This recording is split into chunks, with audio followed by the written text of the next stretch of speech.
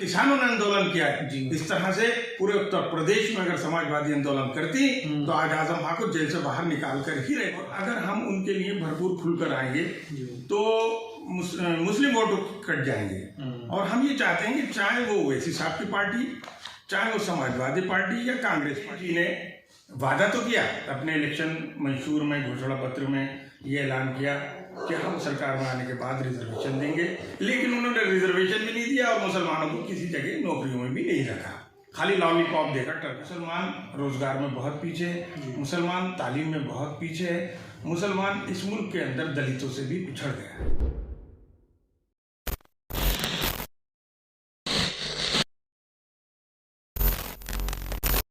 नमस्कार, आदाब। फैजान फारूकी नाम है मेरा। द पब्लिक व्यू देख रहे हैं आप, और मैं इस वक्त मौजूद हूँ ऑल इंडिया मुस्लिम फेडरेशन के राष्ट्रीय अध्यक्ष जनाब बाबर खान साहब के साथ। मुस्लिम चुनाव के वक्त चुनावी मटेरियल होता है, उसको इस्तेमाल किया जाता है। मुस्लिम को हर पार्टी चाहती है कि मुस्लिमों को हम लुभा लें, अपनी तरफ ले लें और मुस्लिमों में वोट दें और हम चुनाव जीत जाएँ। लेकिन इसके बाद फिर जब हम सच्चर कमेटी की रिपोर्ट पढ़ते हैं तो हम अफसोस करते हैं कि हाँ, ये आप सच्चर कमेटी अगर आप लोगों ने पढ़ी होगी, जितने भी हमारे दर्शक हैं, तो इस चीज़ को समझ जाएंगे कि मैं क्या कहना चाह रहा हूँ। ऑल इंडिया मुस्लिम फेडरेशन यही काम करती है। उनका मकसद यही है कि मुस्लिम जो बच्चे हैं उनको एजुकेट करना, और जो सरकारें होती हैं उनसे मुस्लिमों के लिए ख़ास मांग करना, आरक्षण का मांग करना। आरक्षण से याद आया, 2012 में एक वादा किया गया था समाजवादी द्वारा, उनके मैनिफेस्टो में भी था और सभाओं में भी कहा कि अगर हमारी सरकार आती है तो 18% आरक्षण देंगे। 18% भी छोड़ दिए, 0.18% भी नहीं मिला।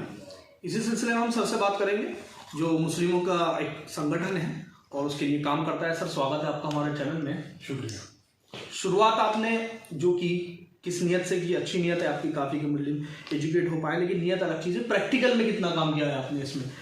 क्योंकि अक्सर ये चीज़ देखने को मिलती है, सर माइंड मत करना जी जी, जो समाज के भले के लिए काम शुरू करते हैं सबसे पहले उनका भला हो जाता है। तकरीबन 30 साल से ऑल इंडिया मुस्लिम फेडरेशन काम कर रही है जी। इससे पहले मुस्लिम फेडरेशन के राष्ट्रीय अध्यक्ष हाजी नसीम अहमद एडवोकेट थे, और उनके इंतकाल के बाद लगभग 1 साल पहले मुझे सदर बनाया गया है जी। और हम लोग, मैं उससे पहले राष्ट्रीय महासचिव था, और हम लोग सब फेडरेशन के लिए लगातार मुसलमानों के लिए काम करते आए हैं, और कभी अपने भले पर हम लोगों ने काम नहीं किया, इसको सब लोग जानते हैं। मुस्लिम फेडरेशन लगातार मांग करती रही है कि मुसलमानों को उसके तनासुब के एतबार से 20% रिजर्वेशन मिलना चाहिए। हम तकरीबन 30 साल से रिजर्वेशन की मांग करते आ रहे हैं, चाहे वो भारत सरकार में कांग्रेस की हुकूमत रही हो, चाहे दूसरी हुकूमतें रही हो। हमने सबसे लगातार यही मांग की कि मुसलमानों को उनके तनासुब के एतबार से रिजर्वेशन दिया जाए। और ये खाली इसलिए नहीं मांग कर रहे हैं कि मुसलमानों को रिजर्वेशन अब मिलना चाहिए, बल्कि हम इसलिए कहते हैं कि आपने जो कमीशन कांग्रेस के दौर में आए, सच्चर कमेटी की कमेटी बनाई गई 2006 के अंदर, उस कमेटी ने भी ये तय किया और जो सर्वे किया कि मुसलमान जो है इस मुल्क के अंदर बहुत ही पस्ती की हालत में है। मुसलमान रोजगार में बहुत पीछे है, मुसलमान तालीम में बहुत पीछे है, मुसलमान इस मुल्क के अंदर दलितों से भी पिछड़ गया है। जबकि ये मुसलमान इस दौरे आज़ादी से पहले तकरीबन 42% सरकारी नौकरियों में था, और आज मुसलमान की हालत ये है कि मुसलमान 1% भी सरकारी नौकरियों में नहीं है। ये बहुत ही अफसोस की बात है। तो हम ये चाहते हैं कि मुसलमानों को रिजर्वेशन मिलना चाहिए। उनको इस संविधान में चूँकि सभी के लिए बराबर का हक दिया गया है, तो मुसलमान क्यों पिछड़ता चला जा रहा है? मुसलमान को सरकार क्यों नहीं देख रही है? मुसलमान को खाली वोट के लिए इस्तेमाल किया जा रहा है। जब भी कोई इलेक्शन शुरू होता है तो मुसलमानों पर डोरे डाले जाते हैं, चाहे वो प्रदेश का इलेक्शन हो या वो देश का इलेक्शन हो, लेकिन सरकार बनने के बाद मुसलमानों की तरफ नहीं देखा जाता। इससे पहले प्रदेश के अंदर कई बार समाजवादी का दौरे हुकूमत आई, हम नेताजी मुलायम सिंह यादव से उनके कोठी पर मिले, मुलाकात की, और हमने अपने हाथों से लिखा हुआ लेटर दिया, और हमने उनसे कहा कि मुसलमानों को आप सत्ता में आने के बाद रिजर्वेशन दें। उन्होंने हमसे वादा भी किया था। उसके बाद कुछ अड़चनें आई थी, उसको दूर करते हुए उन्होंने रिजर्वेशन तो नहीं दिया।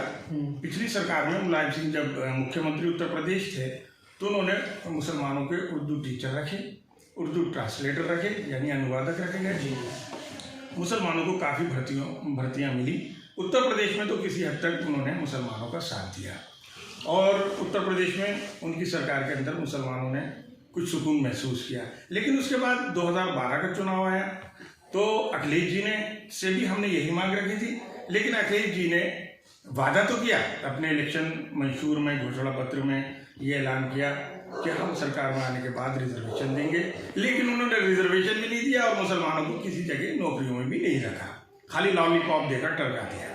अब हम ये चाहते हैं कि वो भी ये समझें कि मुसलमान इस प्रदेश का रहने वाला है और 25% वोट मुसलमान का है और मुसलमान का वोट जिस तरफ जाएगा वही सरकार बनाएगा, वो चाहे कांग्रेस हुकूमत हो, चाहे वो समाजवादी हो या कोई भी पार्टी इस तरह की हो। हम ओवैसी जी साहब का बहुत सम्मान करते हैं। ये सवाल बीच में शॉर्ट कराओ आपको, यही सवाल मेरा आपसे ओवैसी साहब का है। जैसा आपने मुसलमानों के हक की बात की तो वो भी अपना आपको यही कहते हैं कि मुस्लिम क़यादत बनाया हूँ, मुसलमानों के हक की बात करने आया हूँ, तो इस बात से कितना इत्तेफाक रखते हैं आप कि वाकई ऐसा है? और एक तरफ दूसरे मुसलमान ही लोग कहते हैं उन्हें वो वोट कटवाए हैं, वोट काटने आते हैं बीजेपी की बी टीम में वगैरह वगैरह, तो इनमें से किस पाले में जाएंगे आप? देखिए, ये तो मैं समझता हूँ कि किसी कोई भी पार्टी जब खड़ी होती है तो उस पर निगेटिव और पॉजिटिव सोच बनती है लोगों की। कोई ये भी कहता है कि ये बीजेपी की दूसरी टीम है, ये लोगों की सोच होगी। लेकिन हम उत्तर प्रदेश की अगर बात करें तो उत्तर प्रदेश में उनका अभी वजूद मजबूत नहीं है।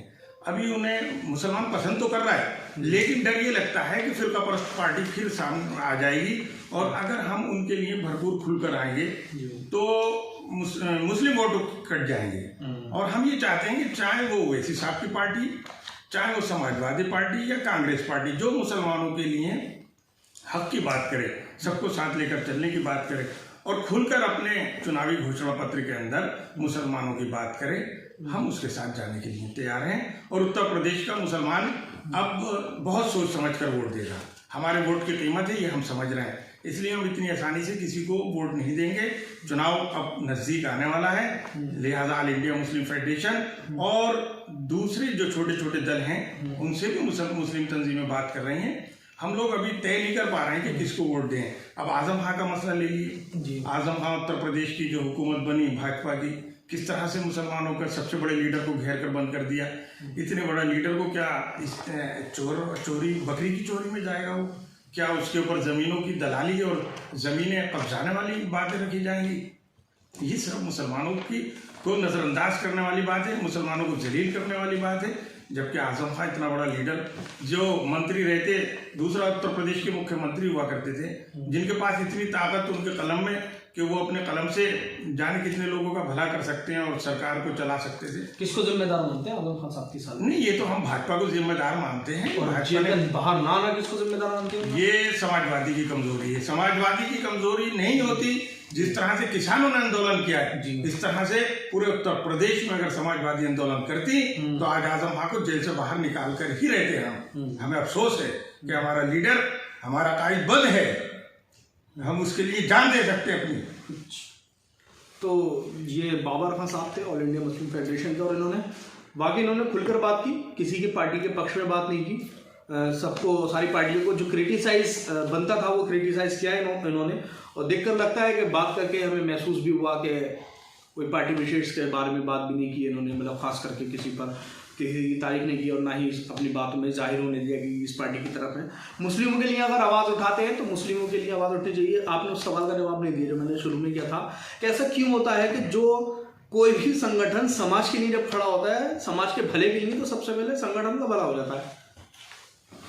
जी, लोगों को लगता होगा ऐसा कि वो अपने, सर मैं आपको नहीं कह रहा हूँ, आपके संगठन को अक्सर ऐसा, लेकिन हमारा संगठन उसमें का नहीं है। हमने तो आज तक मुलायम सिंह जी ने के पास भी जब भी गए या दूसरे बड़े नेताओं के पास, हमने अपने लिए कभी एक मामूली सी सीट की भी बात नहीं की। आज तक हम किसी भी सरकार के अंदर किसी ओहदे पर नहीं गए, किसी जगह हमें कोई ओहदे की जरूरत नहीं पड़ी, ना हमने मांगा, ना हम बैठ गए। हमारे बारे में मालूम कर लिए, रामपुर में कहीं पूछ लिए कि क्या हम जिला सहकारी या जिला पंचायत की किसी सीट पर बैठे हों या MLA या विधान परिषद में गए हों, ना हमने मांगा, ना हम बैठे हैं। हमें अपनी कौम की लड़ाई लड़नी है, अपने कौम के लिए हम मांगते आ रहे हैं और जब तक हमारी कौम को कुछ नहीं मिलेगा तब तक हम समझते हैं कि हमारा मकसद कामयाब नहीं हुआ।